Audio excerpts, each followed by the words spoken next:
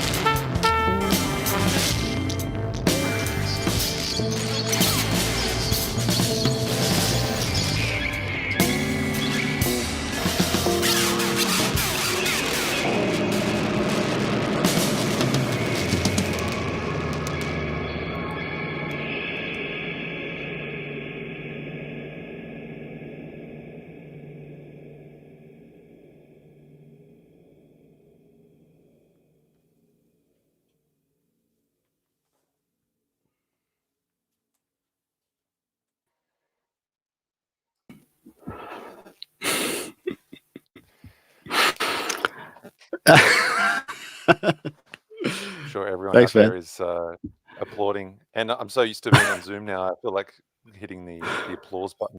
Oh yeah, But the clap button. That's right. man, that was fantastic. Thanks so much. Thank you so much for the chance to put something together. Yeah, I really feel that this is kind of we're on the cusp of some sort of exciting new frontier of performing through this online through this medium.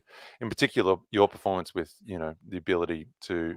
I mean, obviously you pre-recorded that and you were basically a one-man band, but having the three different images of yourself was really interesting. So perhaps you want to just talk about your experience of performing online and how has that impacted your performance experience?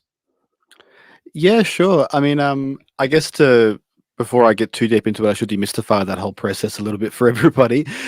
So what you heard just then was, I guess, a multi-layered solo improvisation in a sense. So I recorded myself improvising very freely 3 times in a row. The basis of it actually came from a recording session I did in this very room somewhere between lockdowns with the amazing drummer Ronnie Farilla and the bass player Adam Halliwell, who both play in the current iteration of I Hold the Lion's Paw. And I recorded them in my studio one day, and then just wanted to sort of find ways of sort of mucking around with their sounds because I guess there's such a part of my musical life, so I wanted to sort of keep doing that even though I was stuck in my home. So I took some of their recordings, I put it through Ableton so that the one of the recordings is me mucking around with the drum and bass track of that, and then once I made that, I went over it again with my Prophet 6, and then after that went over it on my trumpet. So, but very sort of very free, very organic, not particularly edited. Just me going for it on either side, and I guess that's a good representation of how I've been trying to deal with online performance this entire time.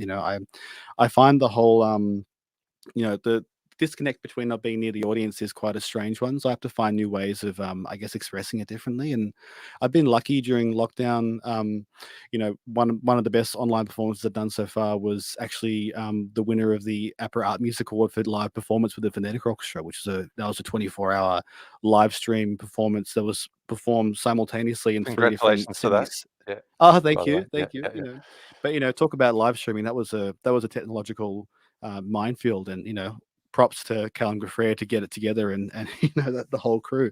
Was Um, that but international, or were you all in yeah, one yeah. place? So one Okay, group in that's right. Melbourne, one group in WA, and one group in Berlin, all playing together at the same time. So Amazing. uh, yeah, it was a bit of a thing. So I guess those That'll kinds be of next year's Earshift festival. yeah, that's right. By the way.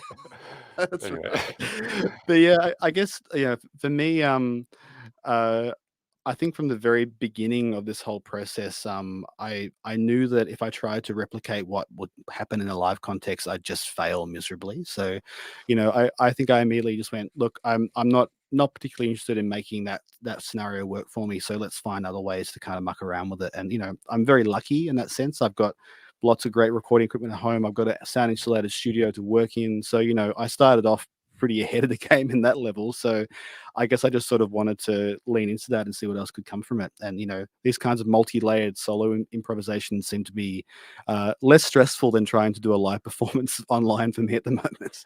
Yeah, right. Yeah. I mean, I was going to ask about the actual choice of pre-recording versus novelty. Obviously, it has afforded you all these technological abilities to overdub and I guess, if you make a mistake, you can go back and do it again, right? Yeah, Um, true. but I I mean, mean, do you lose some of that novelty I mean, it's hard to engage with the audience through screens, but I mean, yeah. I what do you mean, think look, about that? I think it really depends on the medium. Like, Scott Tinkler, for example, is going to be performing for the festival later on this year. Like, if he did a pre-record, I'd be surprised because part of his music is just so full of energy and power and complexity that you just want to sort of cop the energy of it happening in the space. But also, I guess like it's a trumpet, so as long as it sounds decent through a mic, it's going to translate really nicely. Whereas I think for my music, a lot of what I'm interested in and what I really sort of muck around with is to do with that sort of post-production process or the electronic sphere. And so for me, it's also a question of, I don't think I gain a whole lot in this dialogue live online, by doing it live. It's going to sound a lot clearer. It's going to sound a lot more pristine as far as the sounds and the interactions and things if I do it pre-recorded. And I just feel like the sound quality and because I have that ability in my own home, I may as well go for it. Right. And I guess you've pre-recorded the drums and bass part, right? So are you playing a composition, or was it an improvised piece that kind of just grew? How does that process It, work? in a funny way, it's almost like I played a solo "I Hold the Lines" poor set because Oh, right. Yeah, yeah. yeah, it's and Which, kind of the cheekily new so. album's out today, which we're about to plug. Yeah, good In timing. That's kind of why I thought, it's the album launch day, so I may as well, pay homage to my crew. But I guess I mean, the way that band works is, we do play grooves, we do play sort of set sort of little pieces or snippets of ideas, but it's very free and very improvised. So, it's really sort of looking at the transition points between ideas as opposed to the ideas themselves. So I think this is a similar process in this solo recording. I took a section from a 3 or 4 hour long recorded jam, cut that bit up, and then played it through and manipulated it some more, and then sort of added my layers on top of that. So it's more about sort of what comes out of the magic of mucking around with those little details at the time. Mm. Um, yeah, and I love the write-up of your album, conjuring the spirit and twisted funk of Miles Davis's On the Corner, filtered through the lens of Sun Ra and Ornette Coleman's Prime Time. You've got it all there, man. It's It's wild a sonic lot. rider feels simultaneous, familiar, and like nothing you've ever heard. But it's no, I mean, congratulations on the record. It's a really great achievement, and I know that you were actually scheduled to release that, what, 18 months ago, was it? Yeah, something like that. I had it all ready to go for a European tour in April 2020, and look where Yeah. that went. And and I guess that record in particular was a really special one for me. It's the second record on Earshift, so here's number one as well, just for those who are interested. Abstract Um, Playground still, yeah, great Abstract album too. Playgrounds, Yeah. yeah. So it's 2 years on from that record in a sense.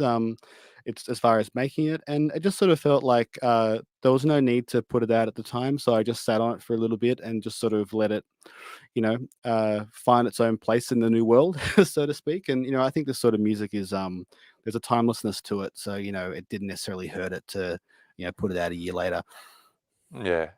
And in particular, since I mean, this recent lockdown in Victoria, unfortunately, the Melbourne Jazz Festival and Wangaratta here in Australia have both had to be cancelled. So we're seeing a lot of artists trying to rub their head in terms of deciding whether to go forward with a replanned release schedule. So I mean, Yeah. I guess this is a great kind of mini celebration of the album. But have you got any upcoming plans to release, do a sort of launch of the album?